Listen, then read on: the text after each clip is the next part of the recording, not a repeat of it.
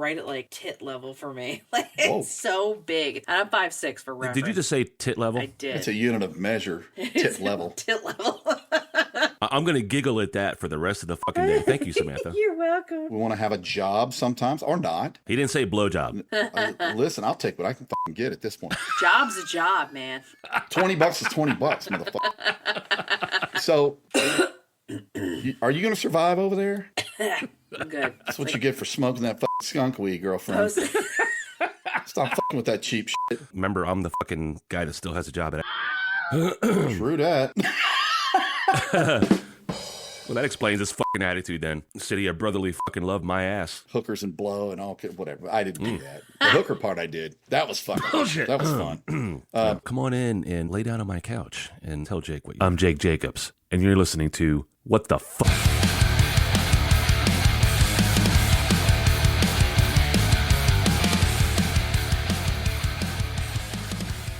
Welcome to Sunday Therapy with Samantha, Don, and Jake. Don, have you ever seen the show Supernatural? Do you know what we're speaking of? I do not think so. It's a fictional show, and it's these two brothers, and they hunt demons and ghosts, and it's their family legacy. Spookies of the night. The show is written with a lot of sarcasm, with a lot of humor, and some really cool fucking rock music, classic rock. The entire playlist for all, 16, 17 I'm writing it down. seasons is so good. Like their main theme song is Kansas. Yeah, Carry On Wayward Son. Oh, shit. And that's where I'm going with this. This is a what the fuck. Anyone who has watched this show knows that the season finale, you're going to hear Carry On Wayward Son by Kansas, right?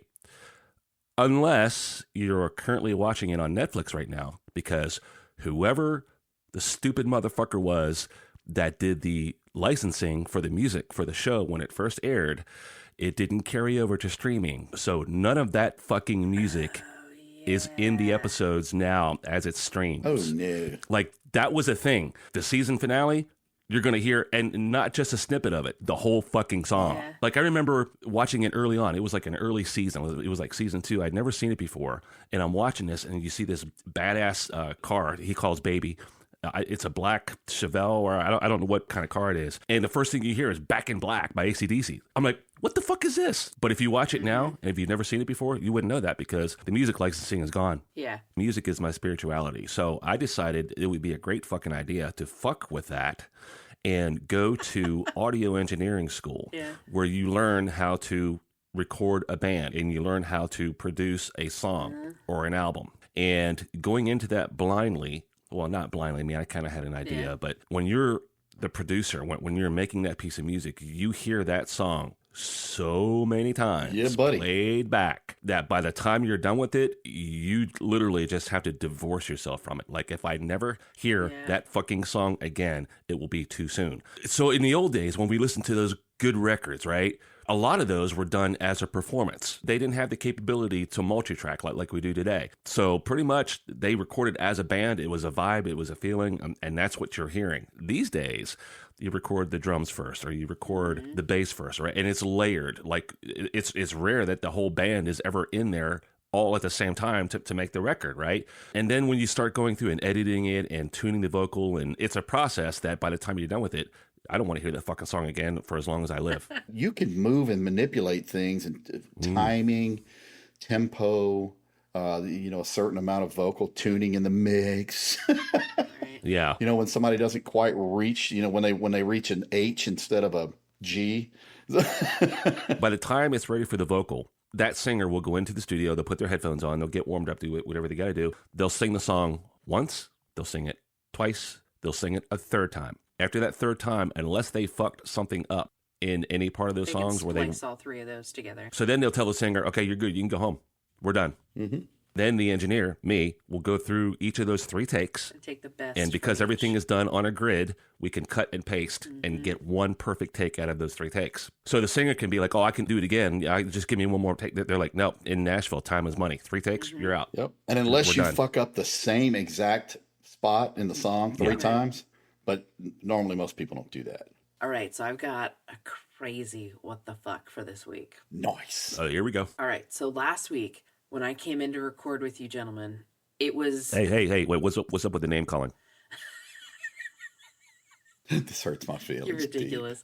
I came into the recording session with something that at the time I did not know was going to be a what the fuck moment. The night before, I'd gone to bed, which I have cameras up all over my house, like for security and stuff like that. There's one in my office, one in my bedroom, one in my living room, kitchen, and on my doorbell. The last time that my cameras triggered that night before was at 11:56 when I walked out of the bathroom to go into my room to go to bed for the night, and did not trigger again until 7 o'clock that morning when I got up, and I checked the cameras that night and saw that what was there was not there at the time. I had woken up, in the way that my house is built, there's my bedroom and the office I go into is a Jack and Jill bedroom kind of situation. I just made one of them an office. So where the doors meet on the Jack and Jill, there's like a little area before you get into the hallway. There was a white trash bag full of clothes that was ripped open, sitting directly in my path of being able to walk anywhere. And initially, I had thought,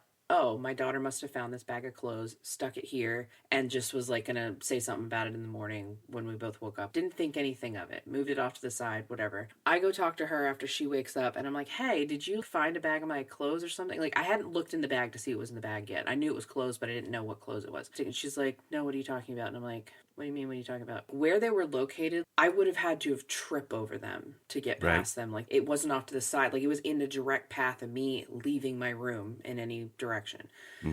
I may be an ADHD clutter monster, but I know what I have and where things are. Yeah. So that I finally grab the bag and open it up and start looking through it, and I'm like, these are not my clothes. And I know they're not hers, but most of them are like workout clothes.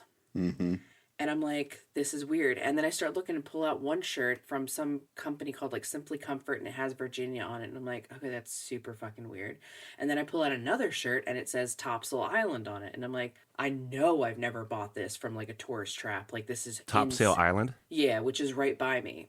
Okay. There's no hole in my ceiling, nothing, because there is an attic. And I'm like, where the fuck did this come from?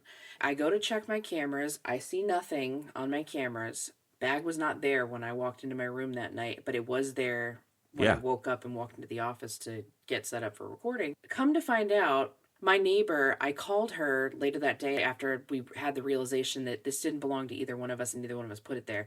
And I said, hey girl, can you check your camera on the front of your house on your Ring doorbell to see if there was any movement in our front yards, just out of curiosity? And she was like, yeah, sure. Is everything okay? Are you guys okay? What's going on? And I was like, I'll tell you in a second. Just nothing bad. Like, we're okay. We're fine.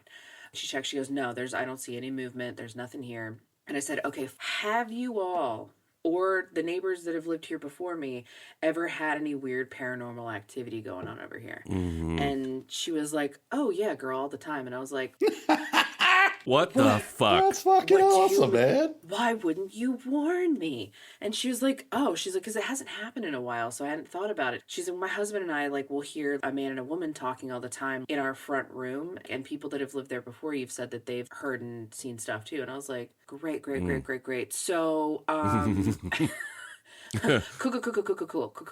I was like, so what?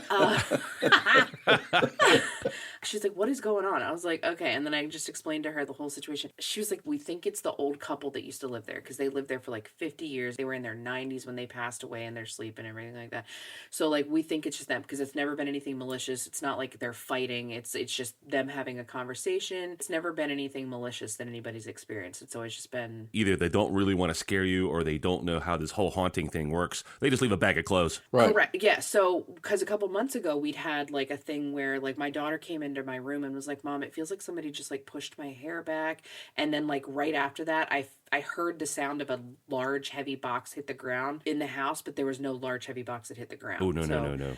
And so we saged the house at the time. So then this happened again. And I'm like, okay, based on what she said and what we've experienced, only conclusion I can come to is that because my life has changed, new year, new me, new job, new everything, these ghosts are looking at me as like a granddaughter figure and are like, girl, we see you doing things. Here's some workout clothes. We want the best for you, girl. Get out there, work that booty.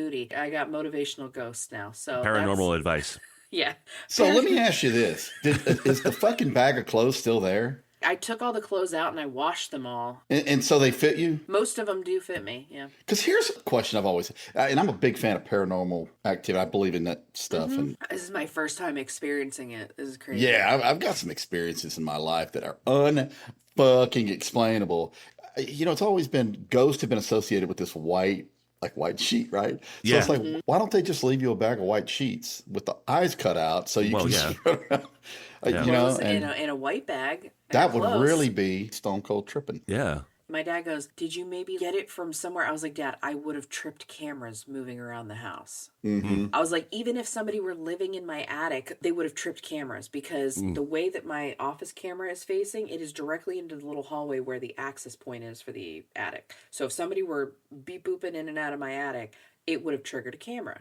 So I'm like, no. He's like, well, what about like the woman who helped you like find the house and rent the house? Like, could she have possibly like had a key and gotten it? I said, no, she was not my realtor. She was just a nice woman who happened to like hear the plight of a single parent looking for a house frantically and helped me out. She wasn't like my realtor per se. And I was like, and no, I was again, she would have tripped at least 3 different cameras getting to the point of where this bag was. Though all those cameras also record audio? Yes. See, the audio engineer in me would pull up that footage and listen to see if I could hear shit. Supposedly, like they leave EMF footprints and behind stuff on like that. on digital audio that are easy to spot. I know. And So, Melissa and I bought this house in St. Augustine. It's like fucking Fort Knox here. We've got cameras. I mean, a full-on Mac-datified camera system. I didn't put the shit in because I ain't that afraid of anybody. But whoever the owners of the house prior to us, apparently they were. So I've got 9 cameras. Dang. And these are fucking night vision, the whole gig. I mean, I've got a big giant monitor with 8 cameras on there, and then I have a 9th camera that goes around to all my Echo Dots, my Alexa, so I've got the screens on all of them. Oh, yeah. Remind me to never try to break into your fucking house, Don. Never. Don't do that. And then we have, no surprise parties for Don. No, there'll be no surprises for me. But the thing is, I don't look at the video. I mean, I see it on there live. There's a DVR that records all this shit. I don't know how to use any of it. But I will walk around the house, with my garbage hanging out. I don't give a fuck. It's my house. And I'm wondering if the people that owned it before have it going into their phone. And so every night they see them.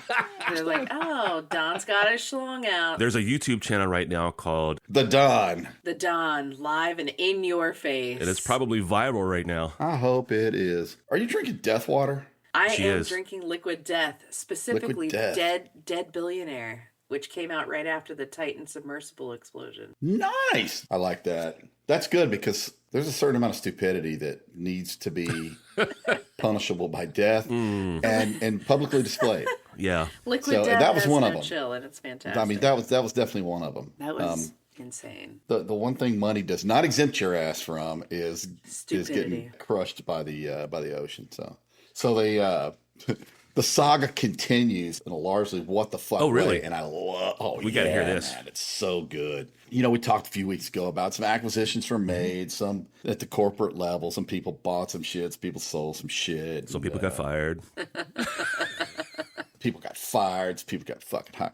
Anyway, this guy fired another manager. One of the nicest fucking guys you ever want to meet. He run a lot of business up and down the coast and was losing a lot of business, but it wasn't his fault. This guy's just a genuine article. He's a sweetheart of a guy. As it turned out that, we were losing that business because of pricing and lack of leadership from the top. This was pre-Don. And you were hired to provide Yeah. I mean, I was number 2 guy in the company. So I started getting calls Friday from one of the sales directors. This past Friday, like 2 days ago. Friday, fucking 2 days ago. They fired this guy. He calls me, and it's like all the other folks that were the clients out there that this one manager had built up all these relationships with, some of which he has known since high school. They're all pulling the fucking plug on this company and going to him. And so, and then it just got fucking weirder from there, man. I get a phone call from one of the former company presidents. He calls me up, hey, dude, what's going on? I was like, I've never met this guy in my life. So I got all these people calling me, but I wasn't a good fit for the company. But in 3 months' time, I garnished enough respect to have all these fucking people calling me going, yeah, we're out of here. This is dumb. This guy's going to tank this fucking company. And just because he thinks he's Mr. Cool Guy, you just don't treat people like shit and then expect karma not to come fucking kick your ass. On the episode where we were, you got your 90-day review, Samantha said it's hard to save a ship that's actively sinking. And at that point, Don responded with, it is actively sinking. So now, is it still sinking or is it partially submerged? Oh, goddamn, dude. I'm pretty sure the people that were working so hard to bail the water out of it are now reaching out and bailing it into the hull to sink this bitch faster. Oh shit. Oh yeah. It's turned around. It's like, listen, man, you can't just go firing fucking people. So let me ask you this: when you were hired on, initially. Prior to you being hired on initially, was there another wave of firings that precipitated you being hired? So does he do this like every 90 days or something? No. This is not something that takes place there. I mean, people come and go in companies. Yeah. But no, I was hired on because CEOs have a lot on their plate. In this case, he was doing the COO job. He was doing all the shit. He's an accountant. He's got a good track record of making money. Well, he's in over his fucking head because he doesn't know what he's doing here. Thinks he does. And that's the problem. Thinks he knows what he's doing. He fucking doesn't. And he treats people like commodities. And we're not commodities. And some of us are smarter than the average bear. And he doesn't realize that he had surrounded himself by a really sharp team. They just didn't operate like him. So they won't. Yeah. The motherfucker's going to learn. I assure you. And I hope he listens to this shit. When that company potentially has to liquidate, yeah, I'm sure he will. I don't think it's going to put the whole company out of business. I certainly don't wish for that. I don't give a shit about this guy. He can go fuck himself. He's going to be fine. He's got plenty of money, I assure you. The picture I get painted, I don't know the guy. He's a Duke grad. He ran his family business for a long time. He probably grew up with a silver spoon in his mouth. I don't know the answer to that. Really don't care. That's just the picture I get painted. He's definitely narcissistic prick, and he's a micromanager. He does everything's got to be done his way. But anyway, it's kind of funny. My phone started ringing off the hook, and I was just kind of giggling. I was like, "Wow!" I was in this company 3 months. They're running a bad business, and it's about to come back and bite them in the ass. And they don't see it coming. I mean, it's probably already starting to, and they're just not paying attention. It's going to. I assure you, and it's going to start happening real fast in the next 30 days. I can't wait to report on that. In any case, when you run a business like this too, you got to really give a shit about the people working there. Yeah. So what this guy's done is just amazing to me. Just unprofessional. Thinks he has it on lockdown, and the fucking customers don't like him. So he has no idea. So that was a pretty interesting what the fuck for this week. But it made me giggle a lot, Samantha. I bet. Be like, vindication. Yeah, kind of.